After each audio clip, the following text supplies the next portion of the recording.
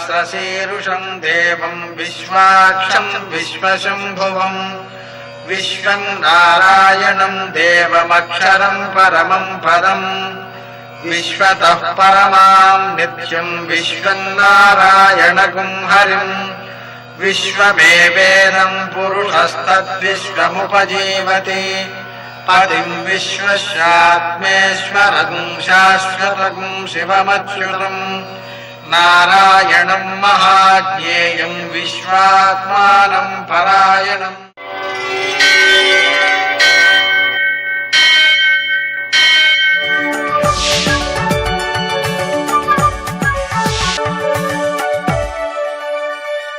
सूर्यशौर्यमथेन्दुरिन्द्रपदवी सन्मङ्गलं मङ्गलम्। పద్మావతీ ప్రణయలాలితముగ్ధదేహ శ్రీవేంకటేశరుణమోచనమస్తు మహ్యం. నేటి కాలమాన విశేషాలను గమనిద్దాం. స్వస్తి శ్రీ చాంద్రమాన దుర్ముఖనామ సంవత్సరం ఉత్తరాయణం గ్రీష్మ ఋతువు జ్యేష్ఠమాసం కృష్ణపక్షం శనివారం.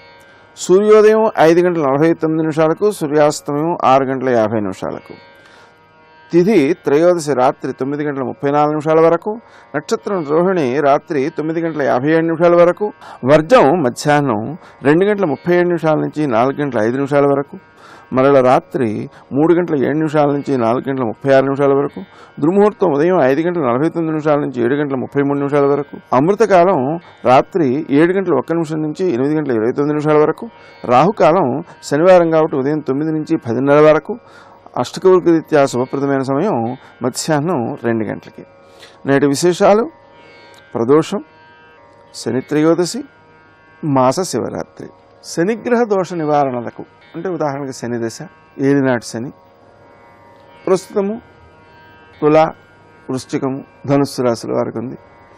అలాగే సింహరాశి వారికి ఉన్న అర్ధాష్టమ శని, మేషరాశి వారికి ఉన్న అష్టమ శని. ఇటువంటి శని దోషాలన్నీ కూడా తొలగడం కోసం శంకరుణ్ణి ఆరాధించుకోవడం కోసం ఈరోజు చాలా మంచిదన్నమాట. ఎందుకంటే ఈరోజు 3 పర్వదినాలు కలిసాయి ఏకంగా. 1 ప్రదోషం, 2 మాస శివరాత్రి, 3 శని త్రయోదశి. మందపల్లిలో శని చేత ప్రతిష్ఠితుడైనటువంటి మందేశ్వరుడు, ఆయన్ని నూనెతో అభిషేకించడం ద్వారా శని దోషాలను నివారిస్తాను అని శనిదేవుడు అంగీకరించాడు. కాబట్టి అక్కడ పూజ చేసుకోవడం, అక్కడ వీల్లేకపోయినా ఇంట్లోనైనా సరే ఆ శివునకు నూనెతో అభిషేకం చేసుకోవడం, 1 అర కేజీ నల్ల నువ్వులతో శివునకు పూజ చేసి వాటిని ఆవులకు పెట్టడం. అలాగే ఈరోజు ప్రదోషం కూడా ఉంది కాబట్టి సాయంకాలం వేళ కూడా ఇదే పని చేయవచ్చు. అదే రూపంలో అర్ధరాత్రి కూడా చేయవచ్చు, ఎందుకంటే మాస శివరాత్రి కాబట్టి. అలా శంకరుణ్ణి ఆరాధించుకోవడం ద్వారా శని యొక్క దోషాలను సమగ్రంగా తొలగించుకోవచ్చు. అదేవిధంగా ఆంజనేయ స్వామికి పూజ చేయడం, అలాగే వెంకటేశ్వర స్వామికి దీపారాధన చేయడం ఇత్యాదికములన్నీ కూడా మనకు శని దోష నివారకాలుగానే పనిచేస్తాయి. శని త్రయోదశిని వదిలిపెట్టకూడదు, ఎందుకంటే మామూలు శనివారముల కంటే శని త్రయోదశి చాలా చాలా విశిష్టమైనది, దోష నివారణలో చాలా శక్తివంతమైనది. నేటి ఆణిమత్య.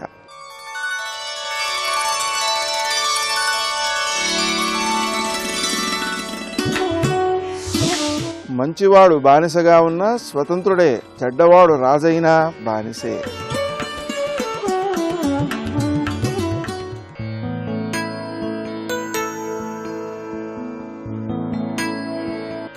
జీవితపు ప్రతి అడుగుని విశ్లేషించడానికి ప్రయత్నించవద్దు. ఏది ఎప్పుడు ఎలా జరగాలో అలాగే జరుగుతుంది.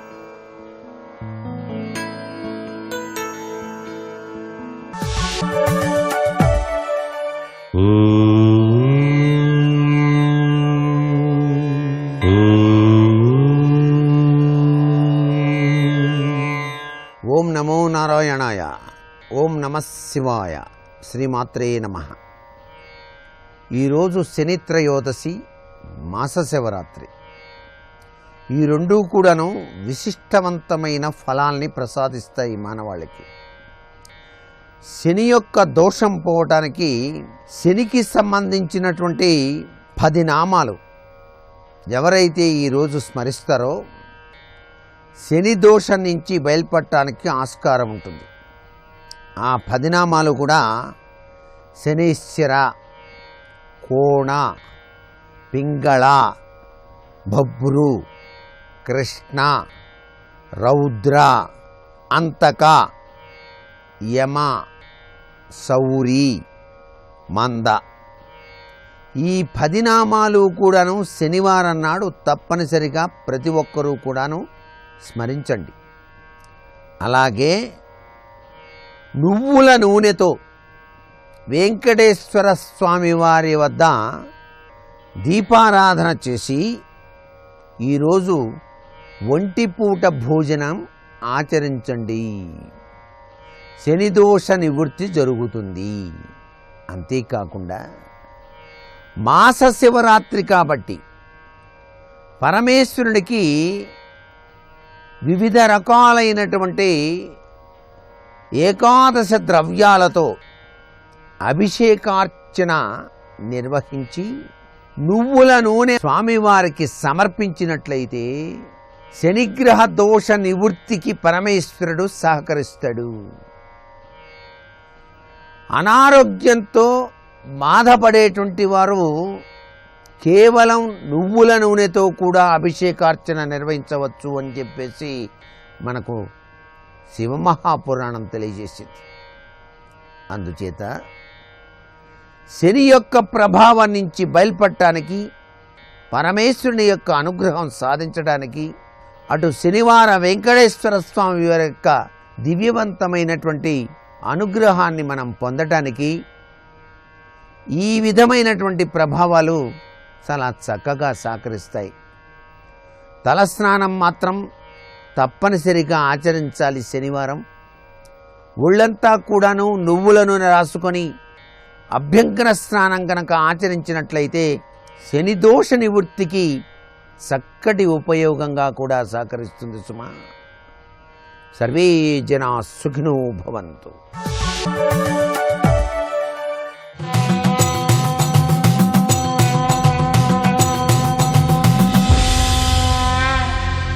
శతక సాహితీ సరస్వతికి నమస్కారం.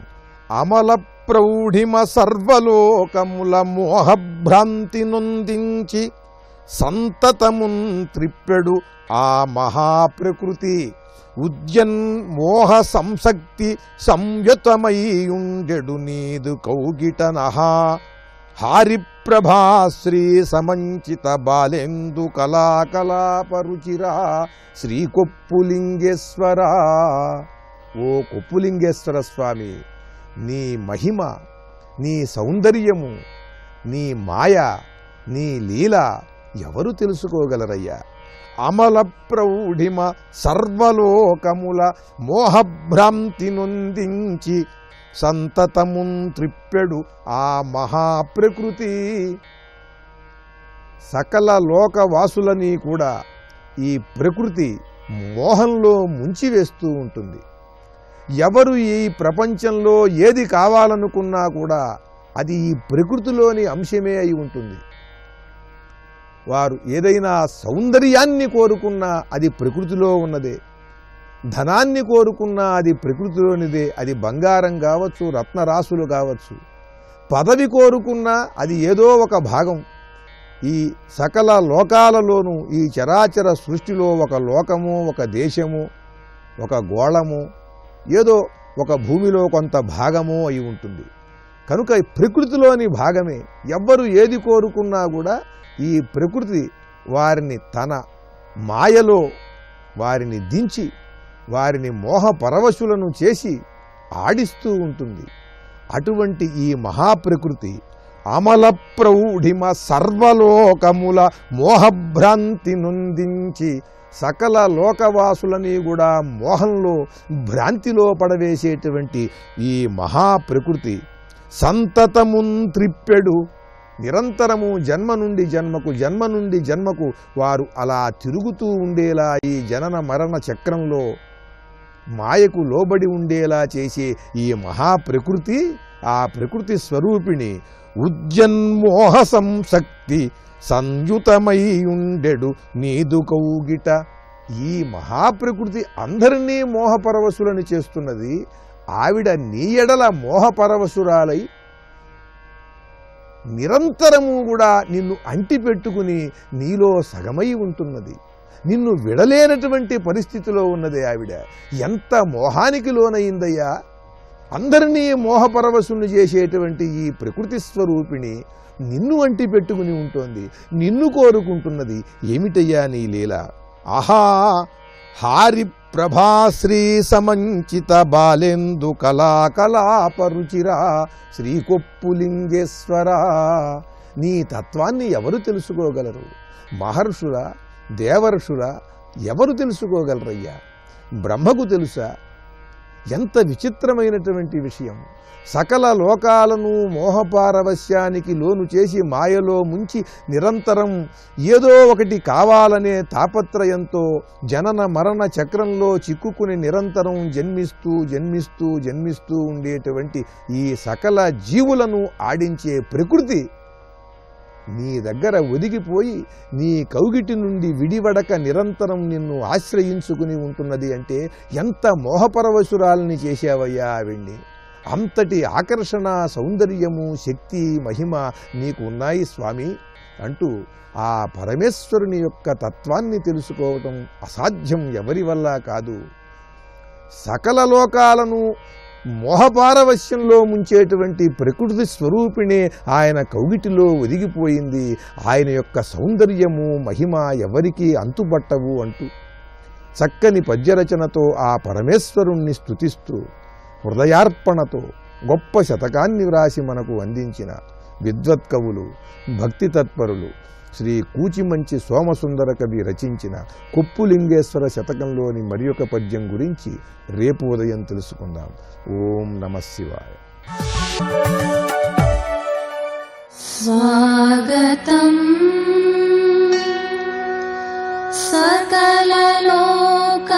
సకలలోకనుతాయై స్వాగతం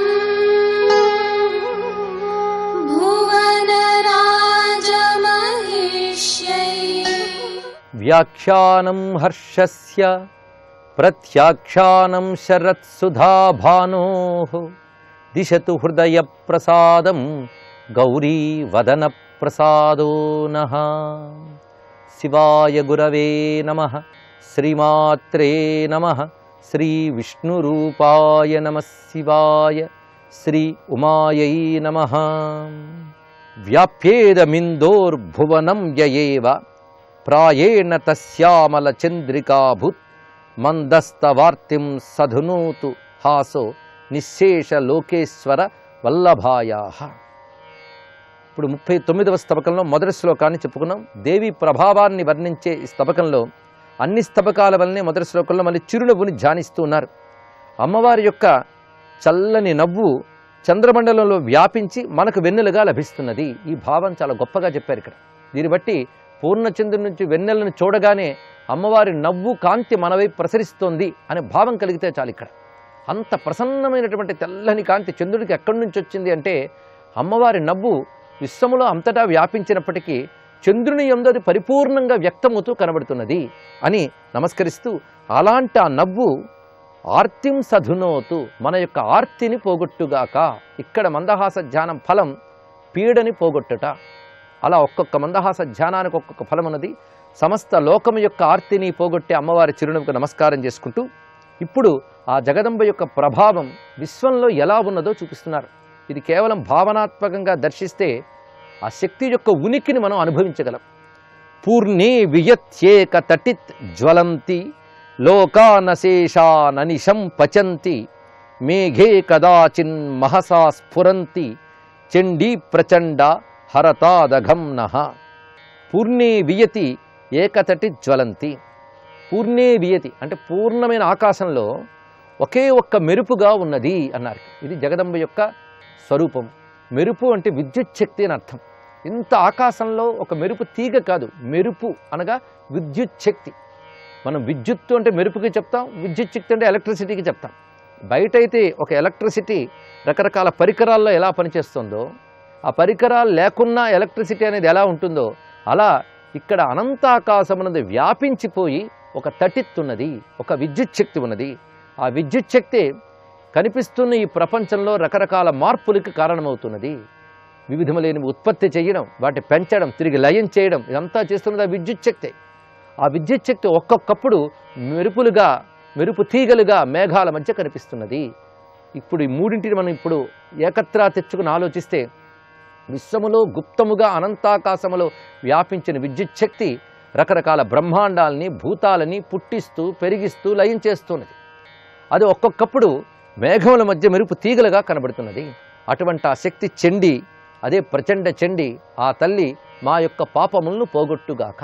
ప్రధానంగా గణపతిముని దశమహావిద్యలను ఉపాసన చేసినప్పటికీ ఇష్టదైవముగా నిష్ఠ కలిగి చిన్నమస్తాదేవిని ఆరాధించారు గనక ప్రచండ చండీని ఆ విద్యుత్ శక్తిగా పోల్చారు.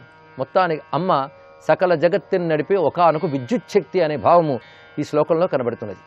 గోళాని కాన్యప్యధునోద్భవంతి జీర్యంతి కాన్యప్యఖిలేశ కాంతే యాంత్యంబికే కాన్యపి వృద్ధిమత్ర పాకే భవత్యాహ పరిత ప్రవృత్తి. ఇదొక కాస్మిక్ వ్యూ అని చెప్పవచ్చు.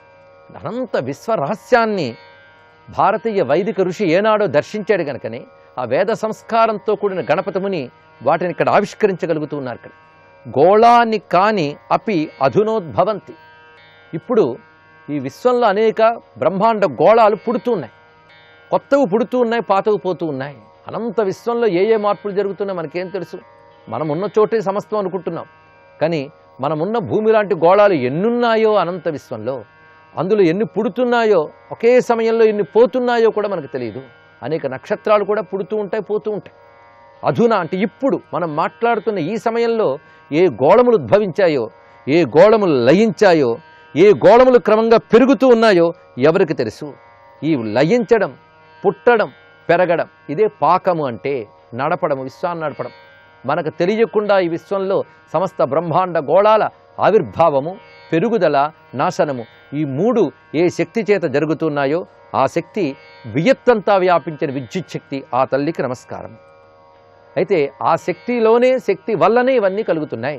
అప్పుడు శక్తిలోనే బ్రహ్మాండములు, గ్రహాలు, నక్షత్రాలు కలుగుతున్నప్పుడు విశ్వమంతా అమ్మ వ్యాపించినప్పుడు అమ్మ విశ్వశరీరం అని భావించినట్లయితే అందులో పుట్టే గ్రహాలు, నక్షత్రాలు ఆ శరీరంలో ఎక్కడెక్కడున్నాయి అని ఆలోచిస్తే అనంతాకాశంలో ఒక్కొక్క బ్రహ్మాండ గోళం యొక్క పరిమాణం ఎంత? మనం భూమిలో కూర్చున్నాం గనక అబ్బో ఆ బ్రహ్మాండం చాలా పెద్దదండి, భూమి కంటే చాలా పెద్దది, భూమి కంటే చాలా చిన్నది అని భూమి యొక్క లెక్కలో చెప్తాం. కానీ అనంత విశ్వాన్ని ఒక్కడిగా చూస్తే అంతంత బ్రహ్మాండాలు కూడా ఇంతింతే అనిపిస్తాయి. అప్పుడు అనంత విశ్వశరీరిణి అయినటువంటి అమ్మ యొక్క ఆ శరీరంలో ఈ బ్రహ్మాండముల ఉనికి ఎంత మాత్రము, ఇది ఆలోచించాలి.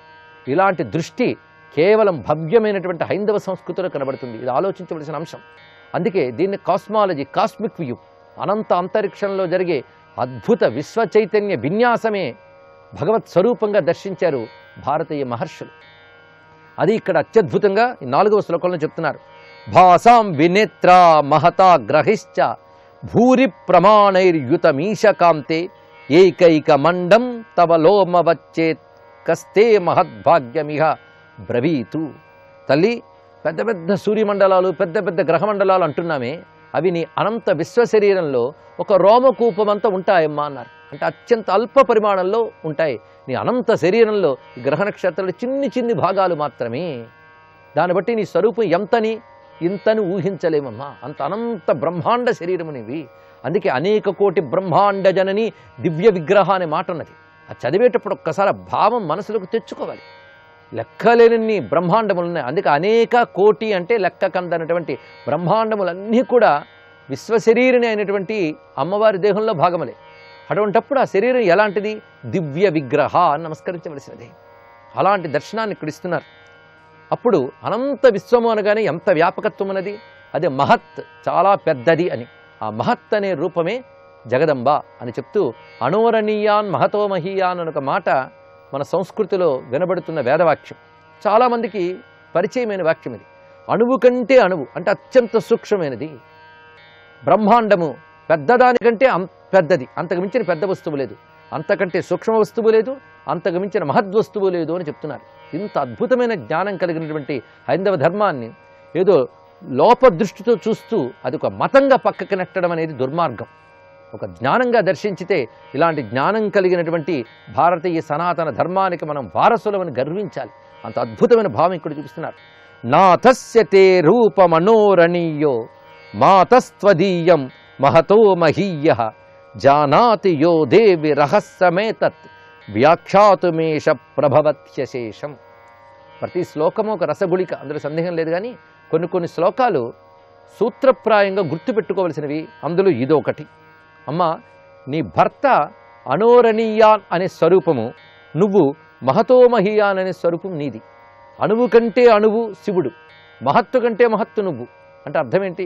ఈ సృష్టి అంతా ఏర్పడక ముందు అత్యంత సూక్ష్మ రూపముగా ఉన్నది, అంటే వ్యక్తము కాని దశ. ఆ సూక్ష్మ రూపం ఎంతటిది అంటే అణువు కంటే అత్యంత సూక్ష్మం. అణువే మన కంటికి గోచరించదు, అణువు కంటే అత్యంత సూక్ష్మ స్థితి. అదే పరమేశ్వర స్వరూపం. అలాంటి పరమేశ్వరుని యొక్క శక్తి అనంతమైన విశ్వంగా వ్యాపించింది.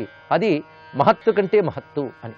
అందుకే ఈశ్వరుని శక్తి మహత్తు కంటే మహత్తు, ఈశ్వరుడు అణువు కంటే అణువు. కనుక అనోరణీయాన్ మహతో మహీయాన్ అనే దాన్ని ఎంత అద్భుతంగానే చెప్పారు.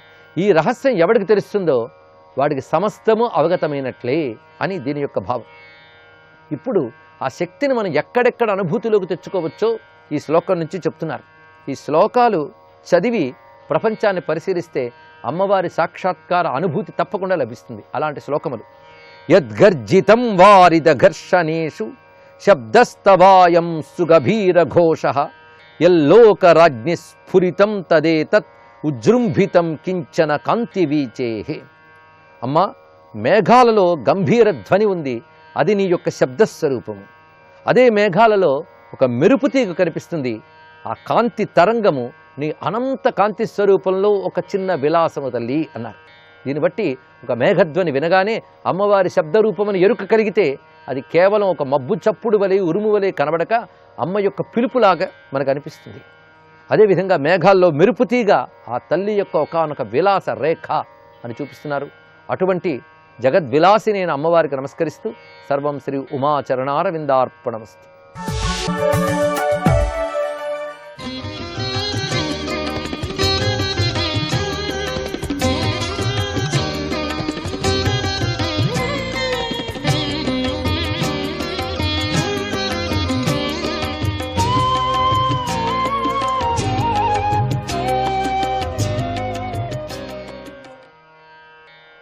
కేశవాయ నమః. ఆ స్వామిని ప్రార్థన చేస్తున్నారు. నారాయణ, వరాలిచ్చేదేవా, ఓ శ్రీహరి, ఈ జగత్తులో కోరికలు గల జనులే కాకుండా కోరికలు లేని మహర్షులు కూడా నీ యొక్క గొప్ప పాద పద్మాలను పూజిస్తున్నారు. వాళ్ళంతా ఆశ్రయించారు. అటువంటి నీ పాదమందే నా యొక్క చిత్తం స్థిరంగా లగ్నమై ఉంది. అందువల్ల నన్ను అజ్ఞాని అయిన వాడు తప్పుగా నిందించినా కూడా నేను ఆ నిందను లెక్క చెయ్యను, లెక్క పెట్టను. ఎందుకంటే నా మనసు నీలోనే ఉండిపోయింది కాబట్టి. నేను అనే భావన నాకెక్కడొచ్చింది స్వామి? ఒక తీగలాగా. ఒకవేళ నా మీద ప్రవహించిన నాది అని నేను అనుకున్న ప్రకారం, ఇంద్రియ ప్రకారం నాది అని ప్రవహించినా కూడా ఎక్కడికి వెళుతుంది? ఈ పాదాలకే వెళుతుంది. అది కూడా నాది కాదు కదా, అది నిమిత్తంగా నా మీద దాటుకొని వెళుతున్నది, కరెంటు లాగా, అంతే. ఎందుకంటే నువ్వు భక్తులపై చూపించే గొప్పదైన నీ అనుగ్రహం నాపై ఉంది కదా అన్నాడు రుద్రదేవుడు. రుద్రదేవుడు చెబుతూ, నీ మీదనే నా మనస్సు, నీ పాదాల మీదనే నా మనస్సు ఉంది, నిజమే. అందుకని నాకు చేసేటువంటి పూజలు కానీ, కర్మలు కానీ, కర్మ విధి కానీ అంతా నీకేనే. తర్వాత భృగు మహర్షి శ్రీహరితో ఒక్కొక్కరుగా స్వామిని పొగుడుతున్నారు. దేవా, బ్రహ్మదేవుడు మొదలైన జీవులందరూ కూడా దాటశక్యంగానే నీ మాయకు మోహితులైపోయారు. అసలు మేమంతా మాయనే చేతిలో పట్టుకున్నాము అనే వాళ్ళందరూ కూడా తామే ఆ మాయలో పడి దాటలేకపోతున్నారు. తమ స్వరూపాన్ని తెలుసుకోలేకపోతున్నారు. అజ్ఞానం అనే నిద్రలో మునిగిపోయి ఉన్న ఆ బ్రహ్మాదులు ఇప్పటికీ కూడా తమ హృదయాలలో ఆత్మరూపంగా ఉన్న నిన్ను గుర్తించలేకపోతున్నారు. స్వామి, నువ్వు అందరి హృదయంలో ఉన్నావు.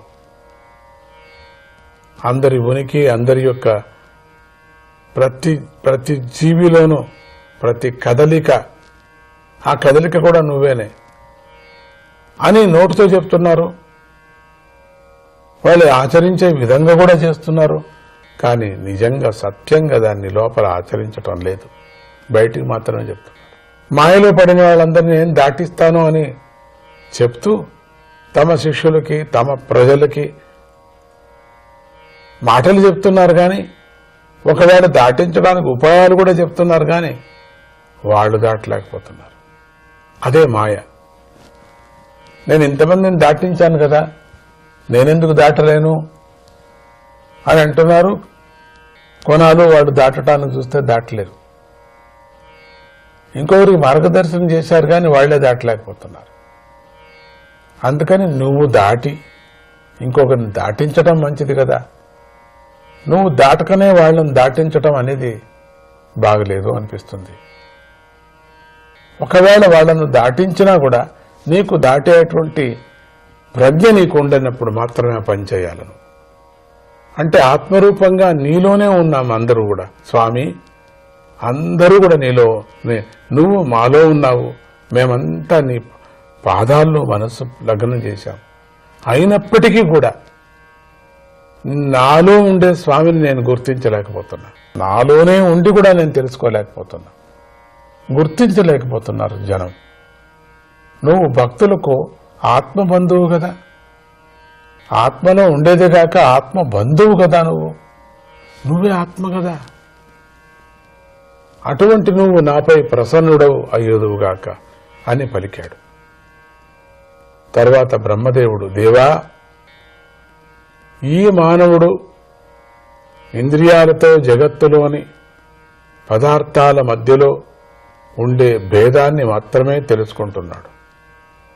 ఈ జగత్తులో ఉండేటువంటిది అది వేరే, ఇది వేరే, ఇది ఇంత, అదంతా, ఇది పెద్దది, ఇది చిన్నది, ఇది చేదు, ఇది తీపు, ఇది వెలుతురు, లేనిది, ఇట్లా తెలుసుకుంటున్నాడు. కానీ భేదాన్ని చూస్తూ ఉన్నంత కాలము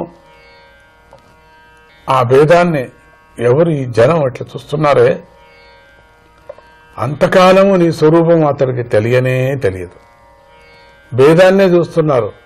ఎప్పుడు అభేదం, దాంట్లో అన్ని దాంట్లో నువ్వు ఉన్నావు అని నిజమైనటువంటి జ్ఞానం నీకెప్పుడు కలుగుతుందో, ఆ జనానికి ఎప్పుడు కలగనిస్తావో, నీ స్వరూపం అతనికి తెలిసేలాగా ఎట్లా చేస్తావంటే అన్ని దాళ్లలోనూ నువ్వే ఉన్నావు అనే విధంగా తెలుసుకుంటే అప్పుడు మాత్రం నువ్వు కనపడుతున్నావు. ఎందుకంటే నువ్వు జ్ఞానానికి, పదార్థాన్ని గుర్తించే ఇంద్రియానికి కూడా నువ్వే కదా. ఈ రెండు, అది వేరే ఇది వేరే అనే ఆ వేరు ఈ వేరు, అది పెద్దది ఇది చిన్నది అని గమనించే ఒక బుద్ధి శక్తి, కర్మశక్తి ఉంది కదా, అది కూడా నువ్వే అని ఎప్పుడంటున్నావు. ఆ వేరు అనుకోకుండా ఇది నువ్వే. అక్కడ పెద్దగా కనపడుతున్నావు, చిన్నగా కనపడుతున్నావు. ఇక్కడ చేదుగా ఉంది, ఇక్కడ తీపిగా ఉంది, ఇక్కడ వెలుతురుగా ఉంది, ఇక్కడ వెలుతురుగా లేదు. రెండూ కూడా ఎట్లా నువ్వు గుర్తిస్తున్నావో, పెద్దది చిన్నది, తీపు ఇది చేదు అని ఎట్లా నువ్వు గుర్తించేటువంటి ఒక శక్తి, జ్ఞానం ఉందే, అది కూడా నువ్వే అనేది ఎప్పుడు గుర్తించబడతాడో, పదార్థాన్ని గుర్తించేటువంటి ఇంద్రియ జ్ఞానం ఉందే, అది కూడా నేనే అని గుర్తించాల. అది నువ్వే, పరమాత్ముడే నువ్వు. అప్పుడు మళ్ళీ రెండోది నువ్వు నేను అని కూడా అనుకోకూడదు తల్లి. అక్కడ అంటే నువ్వు నేను అనుకున్నప్పుడు మాత్రం తాపత్రయం అయిపోతుంది. అందుకే ఆ నేనే నువ్వు, నువ్వే నేను అనే భావాన్ని ఎట్లా పెద్దది చిన్నది అని, చీకటి వెలుతురు, చేదు పులుపు అని ఎట్లా నువ్వు గుర్తించటానికి నువ్వు ఒక బుద్ధిని, ఈ కర్మ బుద్ధిని ఎట్లా ఉపయోగించావో, ఆ ఇంద్రియ బుద్ధిని, దాన్ని కూడా నువ్వే అనే పరిస్థితి వచ్చినప్పుడు ఆ ఇంద్రియానికి కూడా నువ్వే ఆశ్రయమైనటువంటి వాడు, అధిష్టాతవు, అనేది తెలియాలి కదా. స్వామి అధిష్టాత నువ్వేనే అంటే జ్ఞాత, జ్ఞానము, జ్ఞేయము అనే త్రిపుటి ఆత్మ చైతన్య స్వరూపుడువైన నీయందే ఆరోపించబడి ఉంది. ఇక్కడ జ్ఞానం గాని లేక పదార్థ రూపమైనటువంటి స్థితి గాని, ఆ స్థితిని వర్ణన చేసేటువంటి జ్ఞానం గాని, దాన్ని నిర్ణయించేటువంటి జ్ఞేయం గాని, ఈ త్రిపుటి నేను నువ్వు అది, నేను నువ్వు మనిద్దరికీ అతీతంగా ఉండేటువంటి ఇంకోటి అది అని ఈ మూడు కూడా ఈ ఆత్మ చైతన్య స్వరూపుడు నువ్వే నీ అందే కదా ఆరోపించబడ్డాయి. అది నువ్వేం చెప్పుకున్నావచ్చా ఇంతవరకు, ఇది నువ్వేం చెప్పుకొచ్చావు. అది ఇది రెండు గుర్తించేటువంటి నేను జ్ఞానము కూడా నువ్వే అని చెప్పుకురావాల.